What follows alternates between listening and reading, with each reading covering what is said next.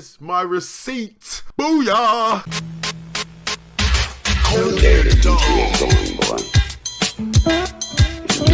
Change the pace.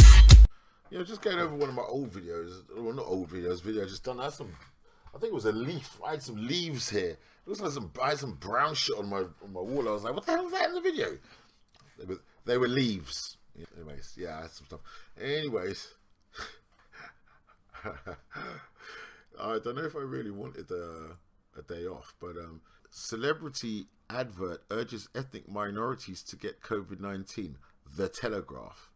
9 hours ago, so you know this is going to be bad.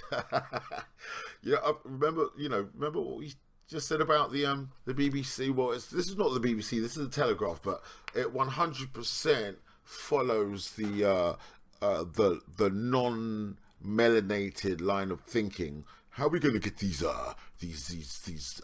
fuzzy wuzzies to take the jab? I know, let's get other fuzzy wuzzies that look like fuzzy wuzzy to talk to fuzzy wuzzy and get him to take the jab instead. That's a very unique idea. I think we used that back in Burma. That'll be the mindset. Anyway, it's only 3 minutes and 32. Let's get to it. Are you sitting comfortably? Then let's begin.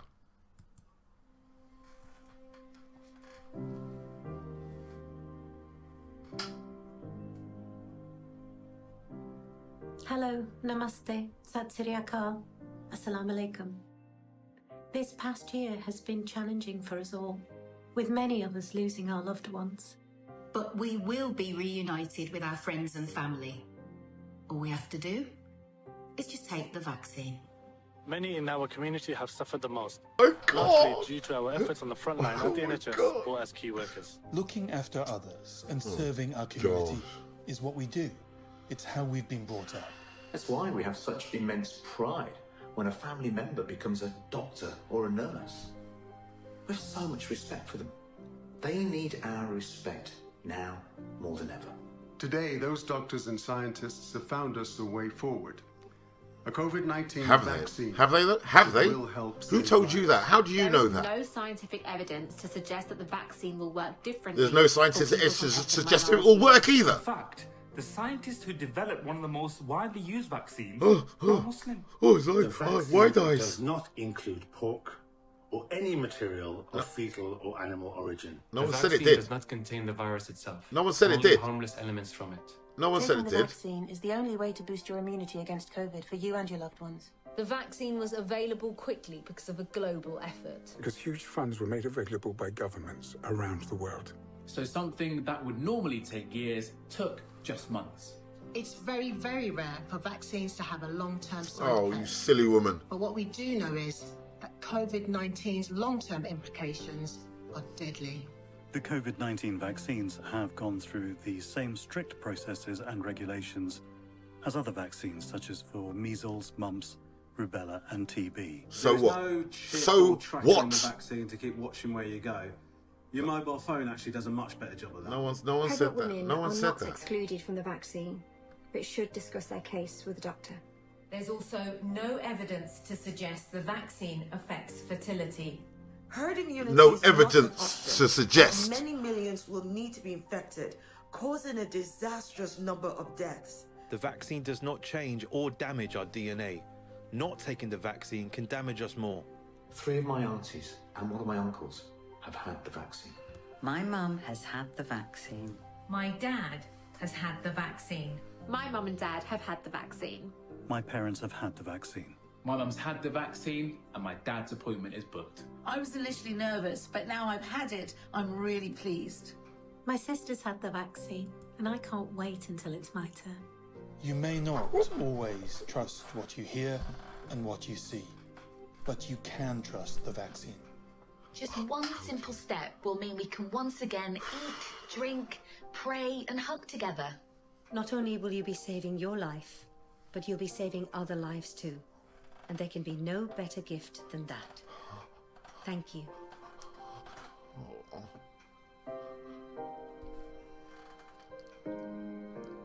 Wow. So once again, here we have a load of B-list celebrity actors and comedians and sports people coming together to tell you to take something that they have look, it's a new... What, do you want me to go and pull up the video of Boris Johnson telling you that it's a new vaccine? It's a new type of vaccine?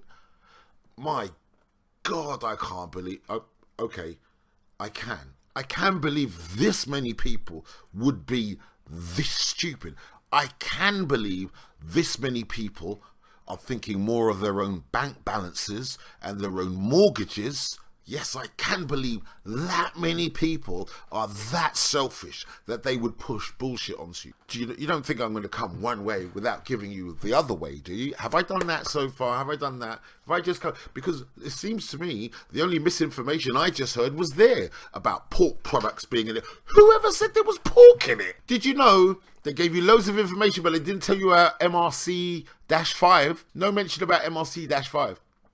Have you noticed that? They gave you all the spurious bullshit that is swirling around that no one really says. You remember, it's false information. You're onto the right information and they take what you're onto and then they dumb it down into something stupid and they say, oh, you're talking about this. No, we're not. And then other idiots like these go, it doesn't have any pork in it. Does it have MRC-5 in it though? The cultural cells from the lung tissue of an aborted baby fetus, Caucasian baby fetus. Does it have that in it though? Does it? Does it? Just simple question. Does it? All of you guys, oh, and my mum's had it, and my dad's had it. Does it have MRC-5 in it? Does it? Yes or no? Yes or no? Does it have MRC-5? Is it recombinant DNA as well? Recombinant DNA. DNA strands that are artificial and do not exist in nature, that were created in a lab by a human being. You didn't mention that though. There's no mention of what recombinant DNA is. It doesn't affect your DNA. Okay, you take that risk. Oh, it won't affect your fertility. Okay, you take that risk. Why are you persuading other people to gamble with their fertility? Because that's what you're doing. Because you don't know. You can't know. Nobody knows. But you think, of course, because I knew it was going to be lush. Did you like the music and the soft music in the black? Dun, dun. Oh, did you like the soft music in the back? Oh, my mum's had it. Oh, my auntie's had it. All right, well, you know what? Cool. We'll see you in 10 years. If everything's cool, fine. Oh, because remember, black people are only dying from it in the West. Black people like me are only dying from it in the West, in England and America. Black people like me everywhere else on the planet Earth doing just fine, thank you. Yeah, Africa's just fine. Caribbean's fine, thank you. What? How many deaths in Barbados? 3 or 4? 4 or 5? How many deaths just came out in Guinea? 3? British press went cock-hoop going, there's no deaths in Guinea. Oh no, sorry. There were 3 resurgent deaths of the Ebola strain. So you know that thing that dissolves you from the inside. You know that serious stuff that, you know, West Africa was dealing with. Yeah, not COVID. Ebola. Oh, sorry. Receipt. Sorry. I had to give you a receipt, didn't I? Do you think I'd show you that Telegraph? Was it the Times or the Telegraph? I can't remember. Whichever one, whichever broadsheet piece of shit that came from. And all of those people that colour that put their name to that. Every single person that colour that put their name to that. Fuck you, man. Fuck you. Yeah, with your nice mortgages and your nice houses, your nice properties and your nice careers that you're really scared that if I don't persuade everybody to get it, okay, flying in the face of history, my shit history, thousands of other people's shit history. Oh, you didn't know what that was. You didn't know what the facts and the data were. Okay, for the 50 or so people that might listen to me, I don't give a shit. I'm not trying to get 10,000 people. Do you know what happens if you have 10,000 people listen to you? You get trolls on a regular basis, blah, blah, blah. I'd rather have 30, 40 people listen to me that are cool, that will take it in and use it as mental furniture than 30,000 people. Don't get to like and subscribe, hit the cash app. Fuck that shit. Not here for that. I'm defining a narrative. I'm defining a black narrative the way this black man sees it. Yeah. because the way this black man sees it is not going to be the way that the BBC will tell you it is. What with there being no black people on their media board, on their news board, right? No black people on the news board of media, so don't expect to hear anything intelligent coming out of the BBC. Oh, but let me just address all of those well-paid industry shills, yeah, that just got probably paid quite handsomely. And if you didn't get paid quite handsomely, you did it for free. At least Judas got silver. Receipt time. Are you sitting comfortably? Then let's begin. I was well aware as a physician that African Americans and other black and brown minority persons had a natural antipathy towards vaccines. And I wanted to give them the science behind it. So I ended up digging deeply into that issue. So let me share some things that I knew some of these things, but I did not know most of these things prior to this year. Have a good listen. Many of listen. you in the room, I'm sure, have heard of the Tuskegee experiments. We all know that, okay? But there's a lot more than that. I was curious as to why the antipathy was so strong. So let me give you some examples of where vaccines have gone wrong for black and brown people. So with the rubella vaccine, race and ethnicity were shown to affect the antibody responses like at a higher level than compared to Europeans. With the measles virus, I think many people in this room, they also had that same experience. With pertussis, was also the same. With the Inuit, they also had the same problem with the measles. Haemophilus influenza also had the same difference in their response. And the hepatitis vaccine also had this similar different response amongst races. Specifically, white boys were 64% less likely to have autism diagnosis relative to non-white boys when they gave the hepatitis vaccine to babies. Now... Stop. So basically what she's admitting is that the nationally rolled out vaccine programs, well, the ones that have been given the green light to heal children, were negatively affecting black people. The ones that were okay, the ones that were cool for the white kids, were more likely to give black kids autism. They've been tried and tested, rigorously tried by scientists, and they're perfectly safe, said every one of these idiots. Every one of those idiots.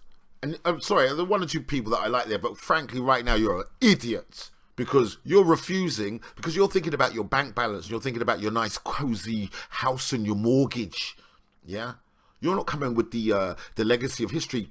Be damned that history as far as you're concerned. You're onto a nice little earner for doing this. You would betray your own people for this. But you know what? Your mum can take it. Let your mum take it. Let all your family take it. We'll see them in 10 years. But listen to this. Literally, as a physician, I did not know this, right?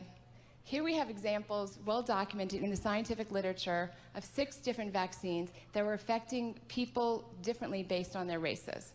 Now, why is this important? Because when you read the language that the government is putting out about how to prioritize the vaccine, the experimental biological agent, they are making an overt and covert attempt to push this heavily on blacks and browns. I'm going to give you some specific language because it is just shocking. Just bear with me one moment. The CDC is telling the public at large that getting an experimental vaccine is a good thing.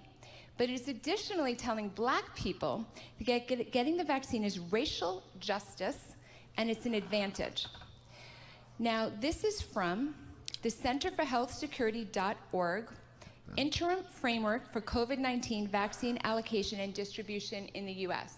This is the government's words, is that getting the vaccine early is social justice, racial justice. And I just have to say, as a scientist, I found it bizarre that we're talking about racial justice.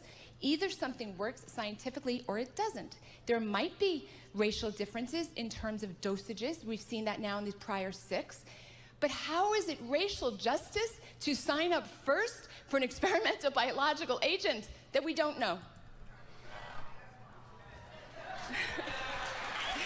Very good question. To sign up to a biological agent that you don't know works. But my mum took it. And my auntie took it. I can't wait to take mine. But we will be reunited with our friends and family. All we have to do is just take the vaccine. Let's continue.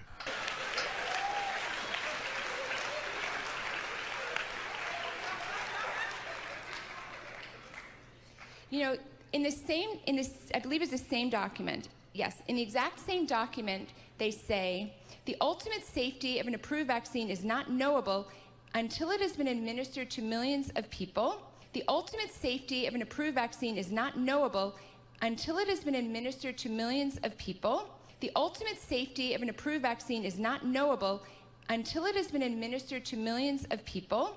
The COVID-19 vaccines have gone through the same strict processes and regulations as other vaccines, such as for measles, mumps, rubella, and TB. It is possible that certain adverse effects may occur more frequently in certain population subgroups. It's very, very rare for vaccines to have a long-term side effect, which may not be apparent until millions are vaccinated.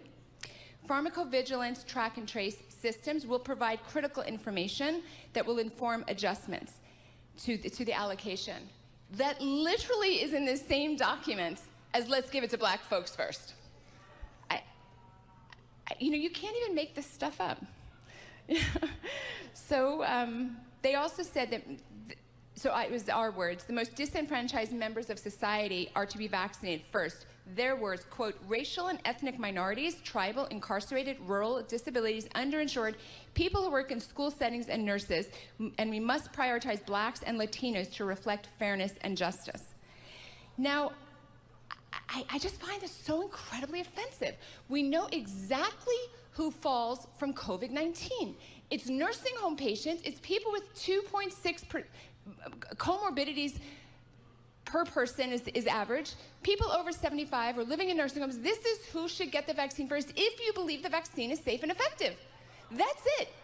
And I feel very offended on this because, you know, the people who they're going to target first, honestly, are my friends, which are all the black nurses that I work with in the ERs, because I've spent my whole career in the inner city. And so they're all being told, you got to line up, you got to take this. And I'm thinking to myself, well, you're about 45 years old, 50 years old, you know, you're in good health, you're working every day. Why should you be prioritized? There's no actual increased risk to the healthcare worker. The risk, we know who it is. It's the 80-year-old woman who's living in a nursing home, or man who's living in a nursing home, who's got bad heart, bad lungs, you know, diabetes, especially obesity is a big deal. Those people are at high risk, okay? It's not your 45-year-old nurse. It's not your 35-year-old cop, okay? And any other discussion I find very disingenuous. Now, in case you didn't, you know, believe that, you went further into these documents and you find the language that, like, they talk about targeting the black community by understanding their quote-unquote vaccine hesitancy based on these prior issues with prior vaccines and Tuskegee. But they have, like, actual policies. They say, this is from hhs.gov, Strategy for Distributing COVID-19 Vaccine. They say we have to focus on targeting key populations and communities to ensure maximum vaccine acceptance. This past year has been challenging for us all, with many of us losing our loved ones. And they talk about, and they quote the Bill and Melinda Gates Foundation about how to manipulate the media and silence opposition to it. And then they put very, you know, famous, handsome, you know, celebrities saying that they're going to take the vaccine, Obama being one of them. And it's very clear. My mum has had the vaccine. My dad has had the vaccine. My mum and dad have had the vaccine. My parents have had the vaccine. My mum's had the vaccine and my dad's appointment is booked. Not so handsome in the UK, but it's the same methodology, right? Was that not what started this video? Let's carry on. So I say to you as a scientist, do you want to be first? If you want to be first to volunteer yourself for track and trace system, enrolling yourself into a medical trial, I don't think I explained that clearly. Let me back up for 1 second. If you take the vaccine, you're being enrolled in a pharmacovigilance tracking system. There is no chip or tracker in the vaccine to keep watching where you go. Your mobile phone actually does a much better job of that. It means you've enrolled yourself in a medical trial, which is fine if you want to be a good-hearted individual, very altruistic, and you want to enroll yourself into a medical trial, fantastic. I can tell you as a physician, very, very few people do that, okay? But if you want to do that, that's fine. But most people are not aware that that's what they're doing. This pharmacovigilance tracking system tracks you for 2 years. It's set up by the Department of Defense. It was handed off to Oracle and Google to put the data together. How is it that people want to sign up for this system on an experimental, and how is giving it to black people fair racial justice? I don't know. Maybe someone smarter than me can figure that out. Well, maybe someone smarter than me could tell me, because I'm defining the black narrative. The black narrative, as I see it, determines that taking that would make you a Class A buffoon, idiot, victim. Let me carry on. It also put into, once I started reading these documents about what I thought was just pure racism in these documents, it kind of made it clearer to me why we were hearing so much about racial issues with COVID-19. In my experience as an ER doctor, I didn't see any real racial issues at all. We saw white people, Latino people, black people, people got it. Basically, if you were old and frail and you got it, you were sick. But I never really saw a racial difference, and that's not true. There are other things, obviously, that have racial differences.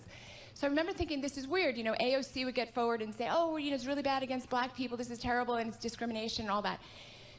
Here's what I want to say to that. It's true that there are many areas where black people were disproportionately affected by COVID-19. So an example I like to use was in New Orleans, Louisiana, where blacks made up 31% of the population, but they made up 70% of the people admitted to the hospital. Living in the West. Living in the West. On the left, they were saying this was because of racism. Living in the West. But when you look at the data, there does not yet appear, and I think never will appear, to be an independent risk factor, right? We know what makes people really sick. It's diabetes and obesity primarily, and then other serious medical problems. Now, also living in a very crowded area, working in a very crowded area. The reason I don't think this is ever going to be shown to be a race problem, is things that you just know by common sense.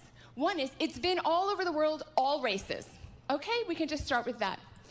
Second is, in areas of the world where people have those high individual risk factors like diabetes or obesity and other illnesses, and the group risk factors such as living and working in tight quarters, it's not black people that get it at a worse rate, it's those people in those situations. So in Louisiana, it was black people, but in the UK, it was Middle Eastern and East Asian. But in the UK, it was Middle Eastern and East Asian. But in the UK, it was Middle Eastern and East Asian. So something that would normally take years took just months. In other words, the people living in those crowded, dense areas that had diabetes, those are the people. It didn't matter what the race was. It just mattered if you had those individual or group risk factors.